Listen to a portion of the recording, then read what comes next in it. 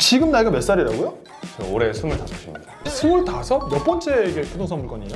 거의 셀 수 없을 정도로 좀 해가지고 그러면 지금까지 수익 낸 게 얼마 정도 돼요? 수익은 똘똘이긴 한데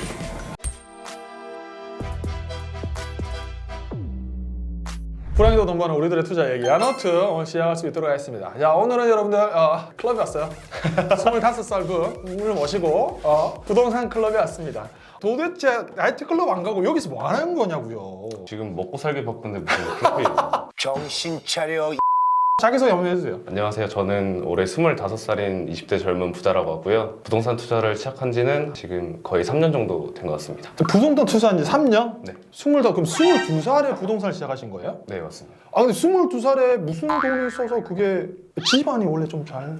저는 그렇게 부유한 집안에서 자란 건 아니고요. 제가 직장 생활을 18부터 시작을 해가지고 이제 그때부터 돈을 모은 거를 기반으로 해서 투자를 시작을 했어요. 대학교를 가지 않으시고 바로 고등학교 졸업하고 바로 일을 하신 거고. 네네. 그럼 죄송하지만 이게 부동산이 25살에 한다고 하니까 다들 야, 돈이 있어? 이 생각을 저도 언뜻 하는데 하실 것 같은데 그럼 처음에 시드머니는 얼마로 시작하신 거예요? 제가 원래 이제 모아뒀던 돈이 3천만 원 정도 있었어요. 그래서 3천만 원? 그걸로 이제 처음 아파트 분양권을 계약을 했고 신용대출도 받고 원래 제가 전세보증금 있었던 게 4,500 정도 있었어가지고 이것저것 끌어다가 이제 투자를 하기 시작했죠. 3천만 원으로 첫 물건 분양권? 네. 근데 그럼 만약에 중도금 치고 하면 돈이 있어야 되는데 안 부담스러웠어요? 그건 어차피 그때는 제가 직장을 다니고 있었고 대출 이자 정도야 이제 낼 수 있으니까. 좋아.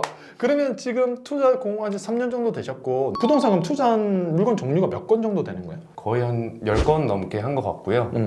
20번까지는 안 되는데 한 그 정도 되는 것 같습니다. 20번? 그럼 돈도 좀 많이 버셨겠네요. 그게 좀 많이 벌었으면 좋았을 텐데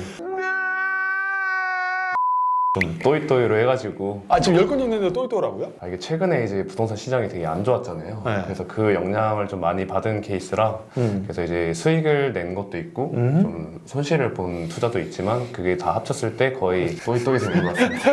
잘못 투자한 거 있어요? 초보자 때 이제 초심자 때 투자를 한 것들이 좀 많긴 한데 최근에 이제 아파트가 많이 떨어지면서 한 2, 3년 정도 투자했는데 그게 대세 하락장을 겪으면서 그렇죠. 이제 한창 이제 상승기 때 오피스텔 분양권 투자를 몇 개를 많이 했었었는데 그때 당시에는 이렇게 피가 몇천, 1억 이렇게 넘게까지 올라가던 아이들이 지금 이제 아파트가 떨어지니까 오피스텔은 쳐다도 안 보는 거예요, 사람들이. 좀 그렇게 슬픈 상황이긴 하지만 거의 계약금 포기 수준으로. 그러면 일단 어떤 물건인지 얘기를 들어보면서 점점 더 얘기를 나눠볼 수 있도록 하겠습니다. 네, 이제 제가 이번에 입찰한 물건은 김포 장기동에 있는 한강센트럴 자이라는 아파트인데요. 제가 이 물건을 고르게 된 이유는 일단은 미납 사례여가지고 굉장히 좀 덜할 거라고 생각을 했고 좀 부담스럽지 않아요? 근데 이렇게 미납이면? 그쵸, 부담스럽긴 했는데 이제 정확한 권리 분석으로 했을 때 문제가 없다고 판단을 해서 입찰했습니다. 잠깐만 근데 차순위랑 거의 3천만 원 차이 나는데요? 그게 좀 이유가 있는데요. 저는 당연히 전회차에도 보시면은 거의 한 4억 3천 가까이 썼잖아요. 그래서 그래도 4억은 넘겨야겠다 싶어가지고 이제 저렇게 썼는데 이제 미납 사례다 보니까 사람들이 좀 보수적으로 쓰신 것 같습니다. 그래 이게 제가 투자할 때 포인트인데 이게 이 받아야겠다 욕심만 없으면 딱 소신 있는 가격을 넣을 수 있는데 물론 딱 봤을 때 4억을 넘겨야 받을 것 같다라고 보여지긴 하지만 일단 결론적으로 매가는 얼마 보고 들어가신 거죠? 매가는 지금 원래 4억 3천에서 4천 정도였는데요. 4억 3천에서 4천 잠깐만 4억 3천에 팔면 이거 취등호세 내고 명도하고 이자 내고 하면 남는 게 또 이제 한 가지 포인트가 있는 거는 여기가 공실이었어가지고 그런 명도에 대한 부담도 없었고 대출 이자도 아낄 수 있으니까 그것까지 감안을 해서 좀 쓴 가격입니다. 근데 4억 3천이 좀 너무 타이트하게 본 거 아니에요? 살짝 타이트하게. 야 역시 젊은이 패기. 바로 팔 수도 있으니까.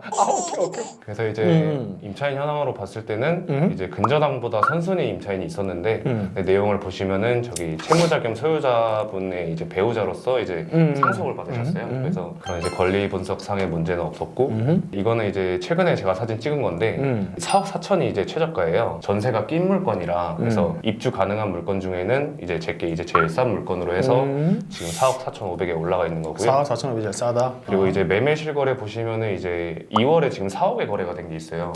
그래서 이거를 제가 겁나 쫄리겠는데요 이거? 그래서 이거를 제가 입찰 전에 확인을 했는데 이 거래는 정상적인 거래가 아니라 어. 이제 부모 자식 간의 이제 직거래라고 이제 확인이 돼서 이제 저거는 그냥 참고 삼아 했었고요. 정상적인 거래는 그러면 4억 6천 정도 저기 2022년 10월달에 보인 4억 6천 정도 정상 거래다. 네, 맞습니다. 그래서 이거를 제가 확인할 수 있는 방법은 여기 많이들 사용하시는 아실 사이트에 가시면은 이렇게 해당 단지를 눌렀을 때 이제 거래 사례를 볼 수 있어요. 그냥 실거래가를 참조하는 게 아니고 아시를 들어가서 보면 해당 동층도 나오고 직거래인지 중개거래인지 이게 이렇게 나오는 거예요? 네. 나 이거 처음 알았다. 이게 네이버 부동산에 안 뜨는 거라서 따로 확인을 할 수 있습니다. 오, 개꿀팁. 네, 그래서 이제 이거는 낙찰 당시의 영수증인데요. 이게 떡을 너무 많이 먹어서 좀 약간 얼떨떨하긴 했었어요. 이게 사람들이 왜 이렇게 보수적으로 썼을까 싶었는데 어쨌든 낙찰 받았고요. 내부 사진이요? 여기 내부 사진. 명도 끝난 거야? 그 낙찰 전에 이제 조사를 했을 때 관리 사무실이랑 그 부동산에서 공실이라고 집을 설명을 해줘가지고 이제 그거를 믿고 이제 입찰을 했었는데 낙찰 받고 나서 현장을 가봤죠. 옆집에도 물어보고 또 관리실에 또 물어봤을 때 이사 나간 지 좀 됐다 해가지고 이제 그날 바로 명도가 된 케이스입니다. 이렇게 이사가 됐다고 하니까 희한하게 문이 딱 열려 있었던. 그렇죠. 가니까 문이 열려 있는. 문이 열려 있었다. 그래서 내부 지금 사진인 거예요? 네, 이게 내부 거실 사진이고요. 완전 깨끗한데요? 완전 깨끗하게 치우고 나갔는데? 이게 뭐 짐이 거의 박스 한두 개밖에 없었어가지고 그냥 폐기물을 버리고 낙찰 받고 이제 한 전날 4시간인가 5시간 전체적으로 싹 다 하고 이제 사진 찍은 거죠. 그럼 부동산에 지금 얼마나 내놨어요? 지금은 4억 4,500에 내놨고요. 4억 4,500에? 네, 그래서 지금 원래 매수자가 몇 명 붙었었는데 아쉽게 좀 이렇게 거래가 불발돼가지고 지금은 아직 기다리고 있는 상황입니다. 그런데 그러면 양도소득세 내면은 남는 것도 별로. 그렇죠. 이게 원래는 이제 개인으로 팔았을 때는 양도세가 70%에 지방세 붙으면 77%인데 이게 개인 매매 사업자를 활용을 하면은 단기 매매를 했을 때 양도세를 좀 절감을 할 수 있어요. 그래서 그렇게 세금 계산을 했을 때 수익이 나겠다 싶어가지고 입찰을 했습니다. 그러면 수익을 얼마 보고 입찰하신 거예요? 저는 처음에 원래 2천만 원 정도를 보고 들어갔는데 지금 대출 이자랑 뭐 이것저것 생각을 해보면은 그래도 한 1,500 정도 남을 것 같아요. 1,500 정도? 개인적인 느낌은 자칫 잘못하면 돈이 하나도 안 남을 것 같긴 한데 잠깐 싸긴 하지만 검소한 청년이시네요. 1,500이면 준수하죠. 준수하지. 물건 사진 좀 나오고요. 주방. 이렇게 거실이랑 안방, 그리고 이제 화장실 이렇게 사진 있고. 그래서 지금 진행 단계는 이제 주변에 있는 부동산에 이제 전화도 돌리고 문자도 돌리면서 이제 매물 좀 보여주라 해가지고 이렇게 내놓은 상태고 원래는 낙찰 받고 나서 명도하고 하면 이제 몇 개월이 걸리잖아요. 그치. 저 같은 경우에는 당일날 바로 명도를 할 수 있었기 때문에 그때부터 지금까지 쭉 이제 집을 보여주고 있고 매매를 찾으시는 손님분들이 좀 계시는 것 같아요. 그런 생각 들어요. 시청하시는 분들이 4억짜리 아파트를 그렇게 수익을 작게 보고 물론 아까 사순위 근처 받았으면 아주 나이스한 물건이 되는 거예요. 매매 차익 해도 3천만 원 이상 남게 되는 물건이라 이 케이스가 주는 게 저는 되게 의미가 좀 많다라는 생각이 들긴 해요. 만약에 재매가 사건인데 권리분쟁 문제 없고 정말 3억 8천대라도 받았으면 단기 매매라도 3, 4천만 원 남았을 것이고 두 번째 이렇게 젊은 분이신데 지금 이렇게 해보면 이걸로 물론 수익이 안 날 수 있겠지만 앞으로의 미래 성장 가능성을 생각을 한다면 꾸준히 이렇게 또 할 수 있는 기회가 되기 때문에 정말 좋은 케이스인 것 같긴 해요. 네, 아까도 이제 말씀을 해주셨지만 제가 지금 입찰가를 거의 4억 넘게 썼잖아요. 근데 제가 처음 입찰가를 이제 고민을 했었던 게 4억 8천 정도였어요. 그래. 근데 왜 그렇게 썼어요? 사람 욕심이라는 거예요. 저도 이제 이거를 받기까지 폐차를 거의 한 20번 가까이 했어요. 제가 앞번에 촬영했을 때 30번 하신 분 계셨거든요. 맨날 이제 입찰하러 가는 것도 힘들어서 지금 이번엔 받고 싶다라고 이제 하다가 그러면 안 돼. 약찰은 여러분들 어떻게 되냐면 그래서 특히 중요한 물건은 내가 꾸준히 넣으면서 항상 이 물건 외에 다음에 또 이 다른 물건이 있어 입찰할 거야 라고 생각하는 그 가격으로 넣어야 되는데 항상 이게 폐차를 하다 보면 낙찰 받고 싶다라고 마음을 딱 먹는 순간 입찰가격이 딱 높아지거든.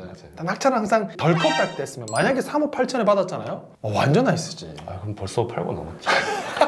그죠. 원래 이게 4억 3,800인가 팔릴 뻔했었다면서요? 네, 맞아요. 이게 원래 거래가 될 뻔하다가 시간이 딜레이 되다가 이제 파기가 돼가지고 그래서 지금은 아직 기다리고 있는 상황입니다. 여러분들 시청하시는 분들도 낙찰 가격은 항상 정말 책에서 나오는 인터넷에서 나오는 수익이 나오려면 덜컥 낙찰이 돼요. 덜컥 낙찰이 되려면 이 물건 외에 그 다음 물건 항상 내가 다음번에 입찰할 똑같은 물건이 있다고 했을 때 그래도 이 가격에 쓸 거야 라고 생각하는 가격에 입찰 가격에 쓰는 게 맞아요. 그러면 정말 여러분들 좋은 수익률에 낙찰 투자를 받을 수 있습니다. 어쨌든 뭐 손해는 안 나고 좋은 경험으로 마무리되면서 용돈벌이 정도는 충분히 할 수 있는 물건이지 않나라는 생각이 듭니다. 이게 부동산 투자할 때 투자금이 많아야 되지 않나? 이게 소액을 하고 싶으신 분들 되게 많은데 해보면 어때요? 그럴 때는 저도 이제 원래는 혼자 투자를 하다가 이제 어느 정도 지나고 나서부터는 이제 공동 투자를 좀 많이 했어요. 그래서 사람들이랑 투자금도 같이 모아서 부담도 덜 되고 그리고 이제 내가 확인 못한 거를 같이 하시는 분이 또 확인을 해주실 수도 있기 때문에 그렇게 좀 이렇게 활용을 했고요. 그래서 결국 내가 투자금이 적어도 내가 열심히 활동하면 공투라든지 이런 커뮤니티 속에서 투자를 할 수밖에 없다. 네, 그렇죠. 그러면 좀 많이 물건을 할 수 있다. 이게 저도 직장을 다니면서 투자를 하다가 이제 나온 케이스라 저는 되돌아봤을 때는 제가 직장을 다닐 때 더 열심히 했었던 것 같아요. 왜냐면 이제 시간이 한정적이니까 그 안에서 뭐를 더 열심히 해야겠다라는 그런 마음가짐으로 열심히 했었는데